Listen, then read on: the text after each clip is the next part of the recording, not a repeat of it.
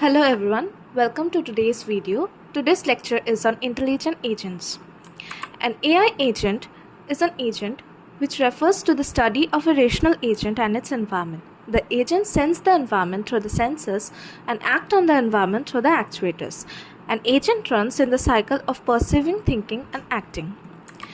An agent is basically of three types. Human agent, which has ears, eyes and other organs which work as sensors, and the hands, legs and vocal tract work for actuators. Next comes the robotic agent, who have cameras, infrared rangefinders for sensors and various motors for actuators. Similarly, software agent can have keystrokes, file contents as sensory input and act on those inputs and display output on the screen. You must have heard about the term sensor and actuators, but actually what are they? A sensor is a device that detects the change in the environment and sends the information to other electronic devices, whereas actuators are the component of machine that converts the energy into motion. Another key component is termed as the effectors. Effectors are the devices that affect the environment based on the actions done by the actuators. It can be legs, wheels, arms, fingers, and display screens. Now, there are certain rules that should be followed by an intelligent agent. Rule 1. An AI agent must have the ability to perceive the environment. Rule 2. The observation must be used to make decisions. Rule 3. Decision should result in an action. Rule 4. The action taken by an AI agent must be a rational action. For example, a thermostat. Now, coming to the structure of an AI agent. An AI agent is nothing but a combination of architecture and an agent program. Now, what is architecture?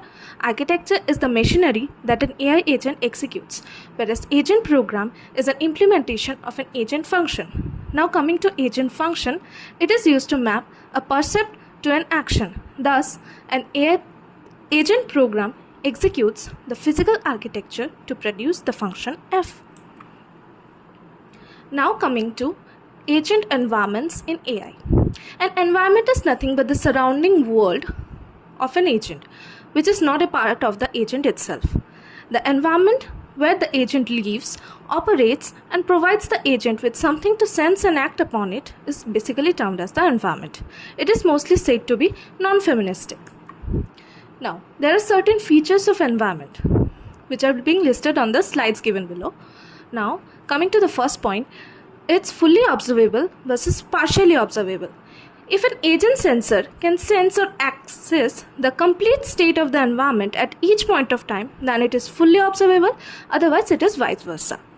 Coming to deterministic versus stochastic. If an agent's current state and selected action can completely determine the next state of the environment, then such an environment is known as a deterministic environment.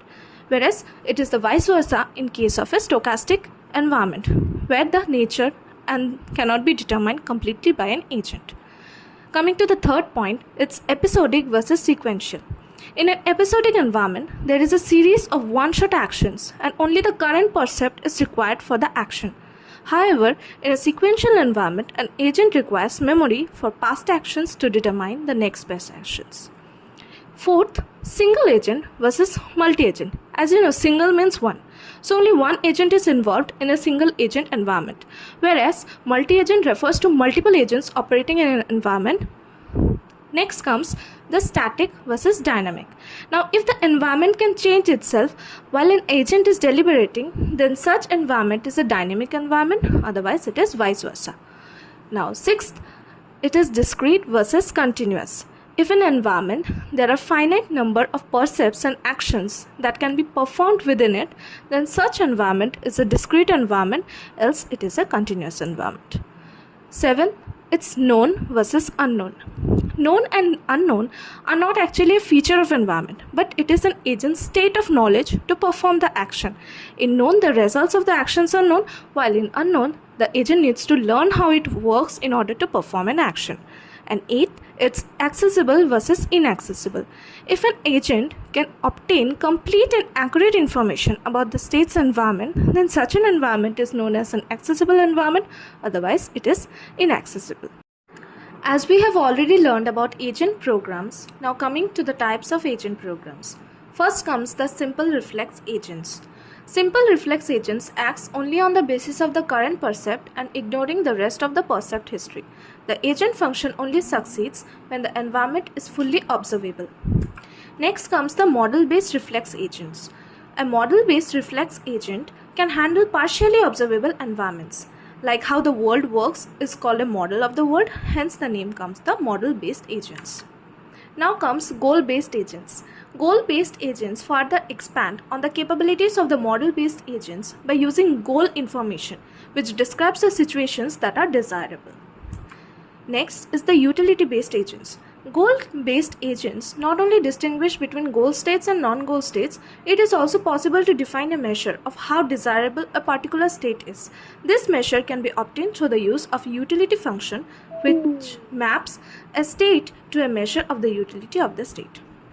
Next comes the learning agent. Learning has an advantage that it allows the agents to initially operate in unknown environments and to become more competent than its initial knowledge alone might allow. With this, I conclude this slide. Thank you for watching. If you have enjoyed the video, then please subscribe to my channel and hit the like button. We'll meet in the next video. Thank you.